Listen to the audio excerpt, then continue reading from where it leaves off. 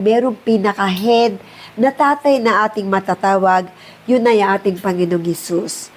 At tayo ay laging sinusubaybayan ng ating tatay sa langit at patuloy na siya ay natutuwa kapag ang isang pamilya ay buo at may ibig sa Diyos, walang maghihiwalay, walang masisirang pamilya at walang pundasyon na aanayin.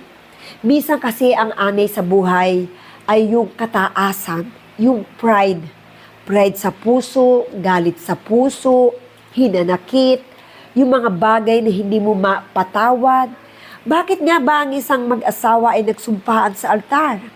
Bakit nga ba kailangan na ang haligi ng tahanan ay maging matatag? Unang-una, ikaw at ako ay ikinasal sa harap ng Diyos. At ang libu-libong anghel ang nakatunghay habang tayo'y kinakasal. At habang kinakasal, andun ang banal na Espiritu Santo ng Diyos na siyang sumaatin nung tayo'y nagsumpaan. Yung sumpaan at pagmamahalan ay balikan nyo kung ito'y nawasak na. Huwag niyong ipunin ang mga pangit na bagay na siyang nakasira na isang maliit na anay ay pwede talagang sumira ng isang buong sambahayan. Literal na anay ay nakakasira rin. Ang kalaban natin ay ang demonyo, ang espiritu. Ng demonyo ay laging nariyan sa pamilya natin. Siya ang bumubulong, sasabihin sa asawa na lalaki, huwag mong patawarin ang iyong asawang babae. Sige, abutin mo ng taon, dekada ang galit mo sa kanya. Ipunin mo yan sa puso mo. Huwag mo siyang patawarin at manatili kang galit. At ganyan din ang bulong ng anay ng demonyo sa babae. Huwag mong patawarin ang iyong asawa. Sige, hayaan mo masira ang pamilya mo. Maging broken home family kayo.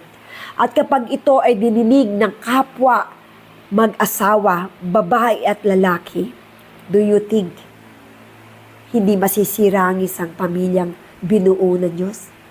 Masisira at masisira. Bakit? Pinapasok kasi ang demonyo sa puso nila. Pinapasok ang espiritu ng demonyo sa isip nila. Hindi sila nagpatawaran. At hindi sila nagpakumbaba sa isa't isa. Hindi na nila sinalang-alang ang pamilyang binuo ng Diyos. Hindi na nila isinalang-alang ang pamilyang may mga batang nasagasaan. Mga batang naghahanap ng buong pamilya. Kaya I pray, at kung ang pamilya mo ay wasak, lumapit ka kapatid. Ang ama ng haligi ay manatiling matatag at haligi ng iyong tahanan. At ikaw bilang ina ng tahanan, manatiling ikaw ay ilaw ng tahanang nagliliwanag na ang banal na Espiritu Santo ng Diyos ang sumasa inyo sa inyong buong pamilya. Ano sabi ni Joshua? As for me in my house, we will serve the Lord. Kaya wag nating hayaan ng anay ng demonyo ay manatiling ubusin ang pundasyon ng Diyos na itinatag sa inyo nung kayo'y nagmahalan, nung kayo'y nagsumpaan. Kawawa ang mga bata. Kawawa ang mga espiritu ng mga bata. Ang puso nila nagdurugo. Walang bata na gustong hiwalay ang mga magulang. Ang pagpapatawad, yan ang naisin ng Diyos. Sirang pamilya sa buong mundo, Panginoon, ngunit nananampalataya ako, Panginoon. Bubuin mo ito sapagkat hindi mo nais na ang pamilya ay wasak-wasak. Lalo na sa mga taong Kristiyanong nakakilala na sa'yo. Alam na yung tama at mali. Alam, Panginoon, ay kailangang ibigay mo sa mga pusong matitigas na bato, Panginoon. Mga pusong may pride, Panginoon. Lord, basbasa mo ng banal na dugo ng banal na Espiritu Santo at ang gawa ng demonyo ay ni-erase ko sa mga kalalakihan, sa mga kababaihan, at muli mo, Lord, buuin ang mga matagal ng hiwalay, Panginoon. Sapagkat, Lord, kawawa ang kanilang mga anak. Ang mga anak nila ang nagsasuffer, O God. Maging ang spiritual life nila ay nawasak, emotionally, physically, mentally, O God.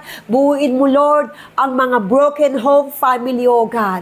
Oh, thank you, Lord, in Jesus' name. Amen. Thank you, Father God, for your love, for your care, Lord, sa aming pamilya, O God. Thank you. You are the father and the head of the family ng aming mga buhay, O God. Thank you, Lord, in Jesus' name. Amen.